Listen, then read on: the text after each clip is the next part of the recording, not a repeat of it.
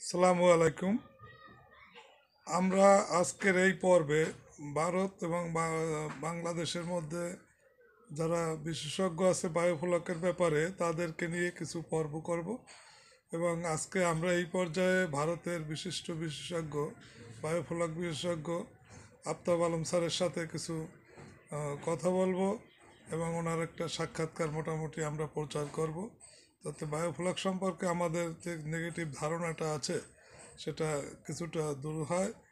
এই পর্যায়ে ভারতে আমরা দেখব যে ভারতে কিন্তু সরকার অলরেডি এটার উপরে অনুদান দিচ্ছে। আমাদের বাংলাদেশে যেটা এখনও হচ্ছে না, আমরা গভর্নমেন্টের কাছে দাবি জানাবো যে আমাদের বায়োফ্লকটা কিন্তু একটা অরিজিনালি একটা ভালো মাছ উৎপাদনের একটা কৌশল, এখানে যাতে সরকার ভালোভাবে নজর দেয়।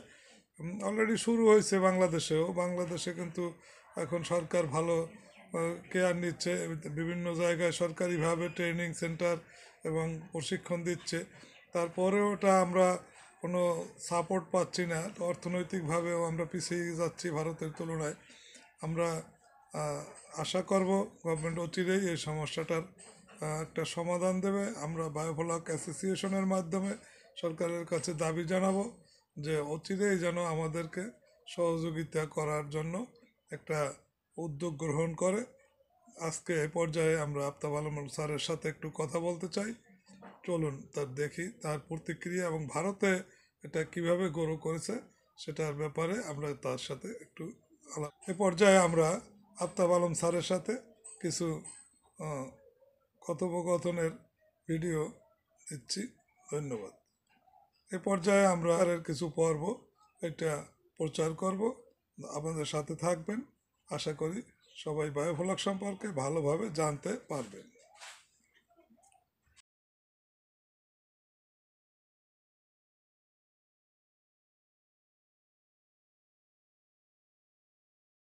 Do you have succeed ratio in commercially farming? Biofloc लगभग 10 साल से भी ज़्यादा समय से ये 100% सक्सेसफुल है। कोई बंदा फेल हो जाता है इसका मतलब ये नहीं कि वो टेक्नोलॉजी फेल है। अगर कोई आदमी पहली बार गाड़ी चलाना सीखता है और वो ठोक देता है जाकर, इसका मतलब ये नहीं है कि आप बोलेंगे कि पूरी जितनी कार है वो सब बेकार टेक्नोलॉजी है। कोई एक आदमी जिसने सही से प्रशिक्षण नहीं लिया हो, उसका नॉलेज ज्ञान पूरा नहीं हो, उसका अपना कोई तजुर्बा नहीं हो, एक्सपीरियंस नहीं किया हो, और वो अगर गाड़ी को ठोक देता है, एक्सीडेंट कर देता है, तो इसका मतलब ये नहीं है कि जो कार है वो फेल टेक्नोलॉजी है। कार में हज़ारों एक्सीडेंट होते हैं, आज भी होते हैं। इसका मतलब ये नहीं है कि कार चलाना या कार अपने आप में ये बेकार टेक्नोलॉजी है, फेल टेक्नोलॉजी है। ठीक है। उसी तरह मछली पालन हो या कोई भी व्यवसाय हो, कोई भी व्यवसाय, सबसे बड़ी समस्या ये है कि बायोफ्लॉक के जो फार्मर हैं वो यूट्यूबर्स को ज़्यादा देखते हैं, और यूट्यूबर्स वैसे लोग हैं जिनका काम ही है लोगों को कैसे भी बहलाकर उनसे पैसा निकालना। उनके पास कोई उनका बैकग्राउंड नहीं है। मैं ये नहीं कहता हूँ कि हर आदमी ख़राब है, लेकिन अधिकतर ख़राब है, ये भी एक सच है। अधिकतर लोग उनका एक ही पर्पस है कि उनकी कोई दक्षता नहीं है, उनका कोई बैकग्राउंड नहीं है, उनका कोई एक्सपीरियंस नहीं है, और वो कैसे भी करके वीडियो के द्वारा अच्छी अच्छी बातें बनाकर वो आपसे पैसा निकालना चाहते हैं। और आप जो आजकल आप नेचुरली बात है, आप सभी लोग यूट्यूब पर, सोशल मीडिया, फेसबुक, इनके द्वारा आप लोग ये ज्ञान प्राप्त कर रहे हैं, और आप जो फिश फार्मिंग एक सीरियस बिजनेस है उसको आपने मजाक समझ लिया है, चुटकुला जैसा समझ लिया है। जैसे लोग चुटकुले और मजाक देखते हैं जाकर सोशल मीडिया पर, उसी तरह लोगों ने एक जो सीरियस व्यवसाय है फिश फार्मिंग, उसको भी समझते हैं कि व्हाट्सएप ग्रुप्स और यूट्यूब में जाकर और दूसरे सोशल मीडिया पर जाकर वहाँ से वो उसमें दक्ष हो जाएंगे। तो ये आपकी सोच है, ये लोगों का प्रॉब्लम है। ठगने वाले का कोई प्रॉब्लम नहीं है, ठगने वाले ठगेंगे। आप बेवकूफ़ बनेंगे तो ठगने वाले ठगेंगे। तो कोई भी व्यवसाय हो उसके लिए समय देना पड़ता है, समझना पड़ता है, एक्सपीरियंस करना पड़ता है, उसके बाद जाकर कुछ सीखना पड़ेगा। जब खुद से करेंगे कुछ गलतियां होंगी, उन गलतियों से सीखेंगे, लेकिन वो सारे सफ़र में जो सीखने का आपका पूरा यात्रा है, सीखने का जो सफ़र है, सीखने की जो जर्नी है, वो पूरे जर्नी में अगर कोई आदमी आपको गुरु की तरह उंगली पकड़कर आपको सक्सेस की तरफ ले जाने वाला हो तो उसमें गलती कम हो जाती है और सफ़र आसान हो जाता है, आदमी जल्दी से सीख लेता है। तो गुरु का जो रोल है उसको आप बदला नहीं जा सकता है। और यूट्यूब और सोशल मीडिया या दूसरे जो मेथड है, माध्यम है सोशल मीडिया के, वो आपको कभी भी पूर्णतः गुरु का रूप नहीं ले सकते हैं। तो मेरे ख्याल से आपको समझ में आ गया होगा, या किसी के भी मन में अगर ये बात आती है कि बायोफ्लॉक सक्सेसफुल है कि नहीं है, तो मैं समझता हूँ, आशा करता हूँ कि आपको मेरा जवाब समझ में आ गया होगा कि बायोफ्लॉक अपने आप में ये कोई नई चीज़ नहीं है। पहली बात आप अपने दिमाग से निकाल दो कि ये नई चीज़ है तो आपको चिंता की ज़रूरत नहीं है। आप आराम से 4-5 टैंक से आप स्टार्ट कर सकते हैं और सक्सेस होना ही होना है।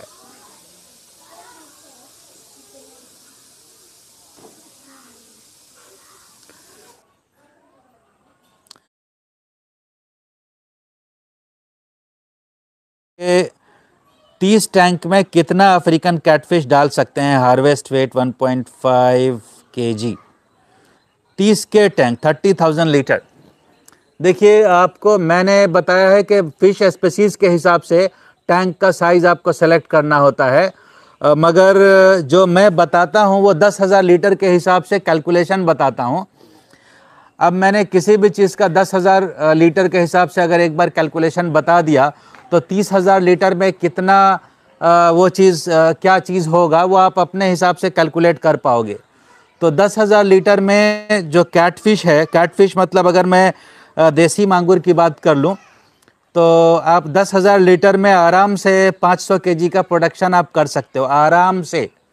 तो 30,000 लीटर में 15,000 केजी का 1500 केजी का प्रोडक्शन कर सकते हो 30,000 लीटर में।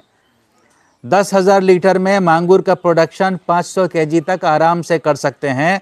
और 500 केजी का अगर 100 ग्राम का मांगुर का आप हार्वेस्ट साइज़ रखोगे तो उस हिसाब से आप कैलकुलेट कर लीजिए कि 500 केजी जो है ना, 500 केजी मैक्सिमम प्रोडक्शन है। 100 ग्राम एक मांगुर का प्रोडक्शन साइज़ होगा तो 500 केजी में 100 ग्राम के हिसाब से यानी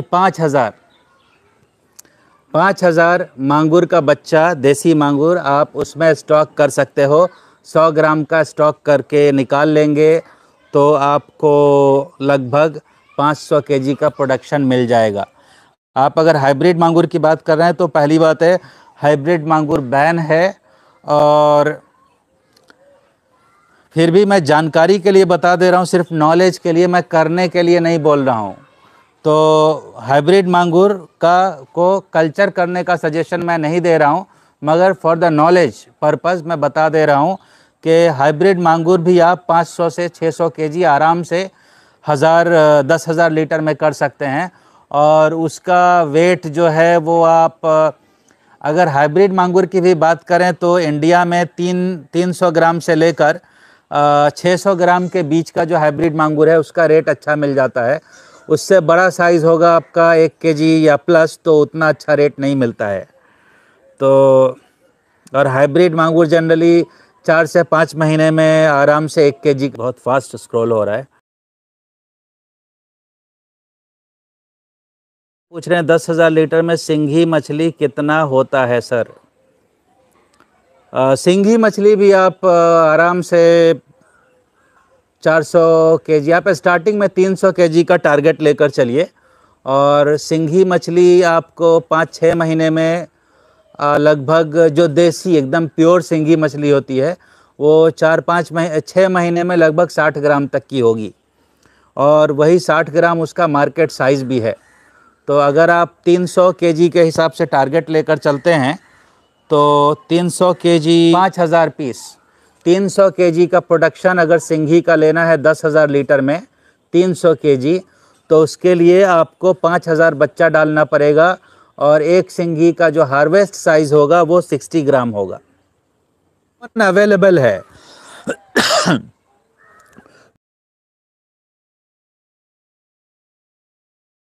जो 5 टैंक का गवर्नमेंट का प्रोजेक्ट है वो साढ़े आठ लाख का प्रोजेक्ट है, और जो 10 टैंक का गवर्नमेंट का प्रोजेक्ट है वो 13.5 लाख का प्रोजेक्ट है। 8.5 लाख के प्रोजेक्ट में सरकार का जो गवर्नमेंट का अनुदान है वो 50% है, मतलब 8.5 लाख में 4.25 लाख गवर्नमेंट आपको देगी, और 13.5 लाख में 50% है। तो आप उसी हिसाब से देख लीजिए, 13.5 लाख का हो गया 6.5 और लगभग 6,75,000 आपको 10 टैंक के लिए सरकार अनुदान देगी। 13 लाख रुपए का 13.5 लाख का प्रोजेक्ट है। उसका भी एक पूरा सब कुछ तो बताना यहाँ पे संभव नहीं होता है एक छोटे से क्वेश्चन आंसर सेशन में डिटेल में, मगर एक ओवरव्यू समझ में आ गया होगा आपको कि गवर्नमेंट का जो बायोफ्लॉक प्रोजेक्ट है वो ऑलरेडी 19-20 का तो शायद आवंटन भी हो गया है।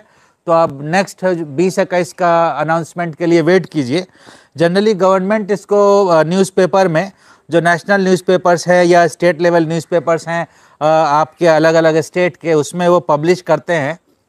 और आपके जो हर एक स्टेट का फिशरीज़ का जो एनिमल हस्बेंड्री का साइट है, fisheries and animal husbandry website, आप वहाँ पर जाकर भी आप इसकी फर्दर जानकारी ले सकते हैं।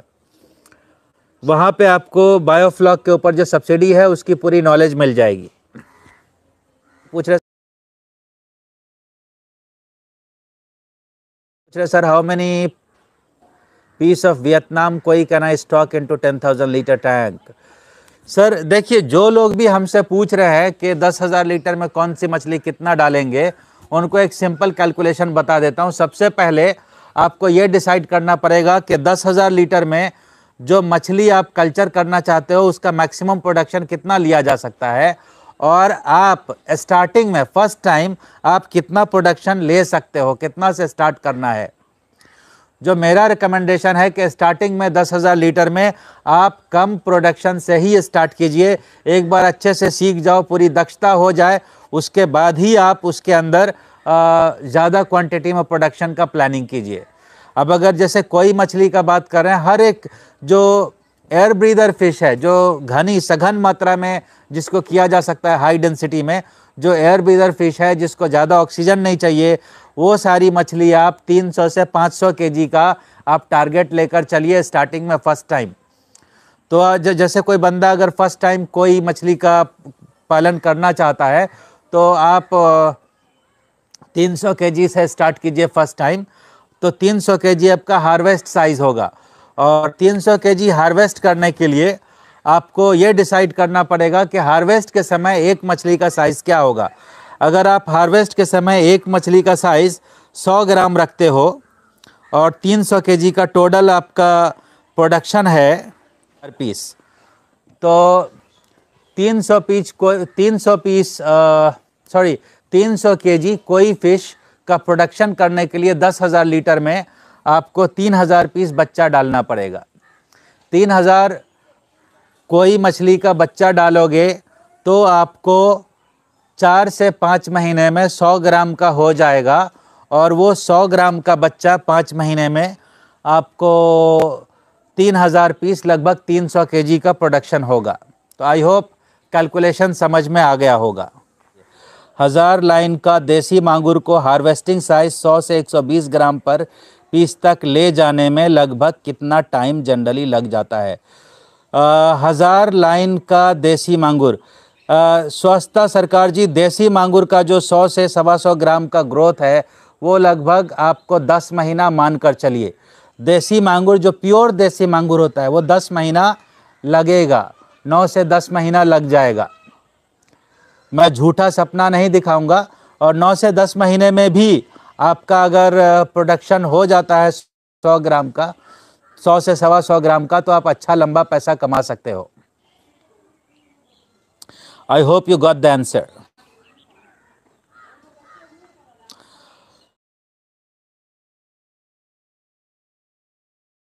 टैंक का वाटर ग्रीन हो जाए और फ्लॉक भी हो तो कोई प्रॉब्लम होगा या नहीं? पानी अगर ग्रीन हो जाता है तो सिर्फ ग्रीन होने से कोई प्रॉब्लम नहीं होगा। पानी ग्रीन होता है जब उसमें जो एल्गी होता है, जिसको एल्गी भी बोलते हैं बहुत सारे लोग, तो वो एल्गी हो जाने से, जनरली धूप में सनलाइट पड़ने से या हाई इंटेंसिटी लाइट से एल्गी डेवलप हो जाता है। एल्गी ब्लूम, एक होता है एल्गी ब्लूम, यानी पानी के सरफेस पर मोटी एल्गी की परत जम जाती है, हरी हरी। वो परत अगर नहीं जमती है, आपका पानी में कोई भी एल्गी का परत नहीं है, नॉर्मल पानी है, लेकिन कलर ग्रीन हो गया है, तो उससे कोई प्रॉब्लम नहीं है, उसकी कोई चिंता आपको नहीं करनी है। चलिए, you got which fish is recommended for first culture, relatively easy and fast to grow, hardy fish, looking for 50,000 liter tanks for grow out and 20,000 for nursery is a good combination. Yes, you can use 20,000 liter for nursery, and you can use 50,000 for grow out. It's a very good combination composition, and definitely you can use like tilapia, you can just for learning purpose. Commercially, it may not be beneficial for everyone in every area. In some cities, some fishes are very cheap, and some cities, those same fishes are very costly.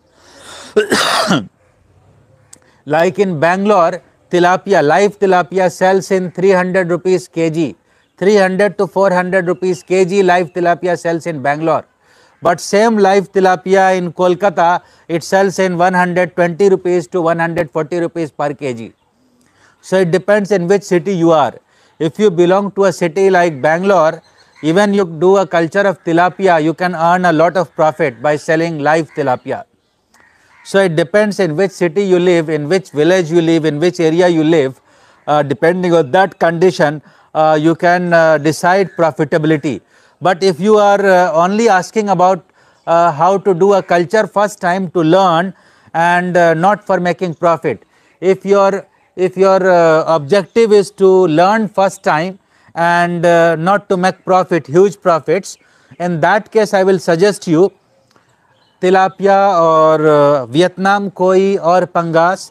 These three fishes are very good, I think, testing species. You can use them for testing and learning for first time. But you will not make a huge profit in these three fishes.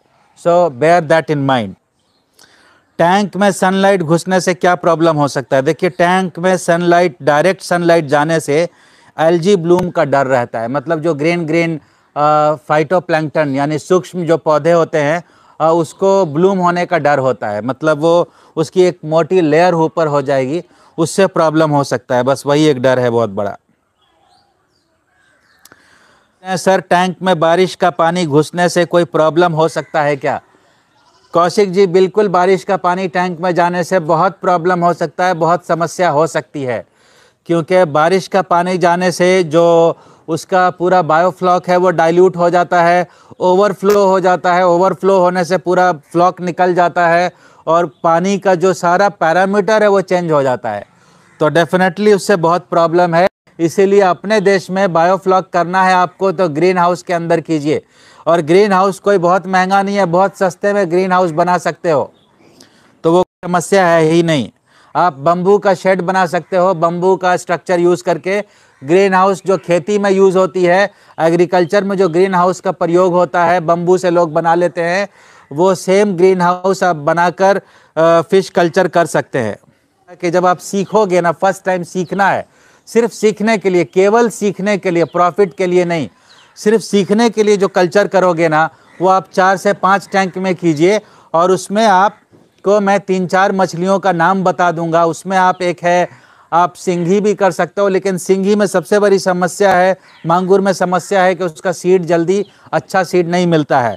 तो आप tilapia, पंगास और Vietnam कोई, ये कुछ fishes हैं जो आप सीखने के लिए। और कार्प में आप अमूर कॉमन कार्प, ये कुछ फिशेज़ आप सीखने के लिए स्टार्टिंग में कर सकते हैं 5-6 टैंक में। और ये सीखने के बाद, ये पूरा मेरे गाइड में आप सीखिए, और पूरी तरह से सीख लेने के बाद उसके बाद नेक्स्ट लेवल में आप बड़ा वो लगाइए। दास जी पूछ रहे हैं बायोफ्लॉक में कितने लाइन का सीड स्टॉकिंग करना चाहिए। देखिए बायोफ्लॉक में आप अगर 1 ग्राम से 5 ग्राम के बीच का आप अगर बच्चा डालेंगे तो बढ़िया रहेगा।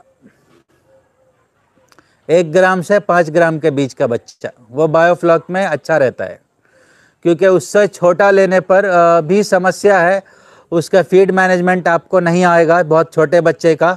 और बहुत बड़े की समस्या होती है कि अगर उसको फ्लोटिंग फीड की आदत नहीं है तो बहुत सारे बड़े मछलियों को जल्दी फिर आदत लगाना प्रॉब्लम हो जाती है, वो जल्दी फीड उठाते नहीं हैं।